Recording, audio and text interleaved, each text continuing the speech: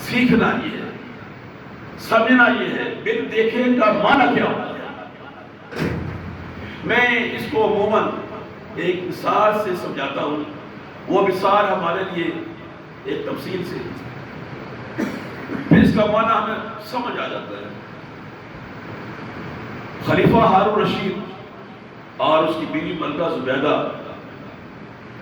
عام معمول کے مطابق روزانہ دریائے دجلہ کی سیر کے لیے نکل جایا کرتے تھے۔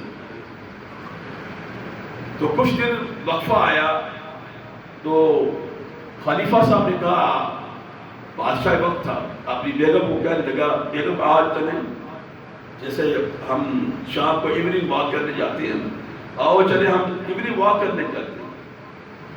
بیگم صاحب تیار ہوگی، دونوں گھوڑے پہ بیٹھے آگے جا رہے، چلتے چلتے چلتے دریائے دجلہ کے کنارے چل رہے، آگے ریل کا ڈبہ آتا ہے، اس ریل کے ڈبے سے آواز آتی ہے، آؤ جنت کے گھر لے لو، آؤ جنت کے گھر لے لو، آؤ جنت کے گھر لے لو۔ ایک بوڑھا بزرگ بیٹھا آوازیں دے رہا ہے۔ ملکہ زبیدہ نے کہا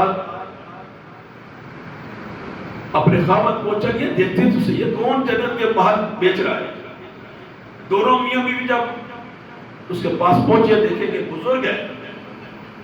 ہم جیسے بچپن میں میں بھی ایسے کرتا تھا، شاید آپ بھی کرتے ہو، ہماری گلیاں اس زمانے میں کچی ہوتی تھی، اور جب بارش ہوتی تھی تو ریت کٹھی ہو جاتی تھی، تو ریت جب کٹھی ہوتی تھی تو گیلی ہو جاتی تھی۔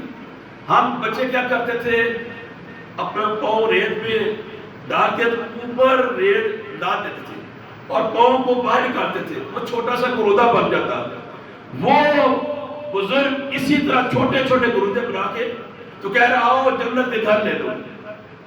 تو ملکہ زبیدہ نے کہا کہ بابا جی اس کو کتنے میں بیچو گے؟ بابا جی نے کہا 10 اشرفیوں دے دیں۔ اسے کہا ٹھیک ہے۔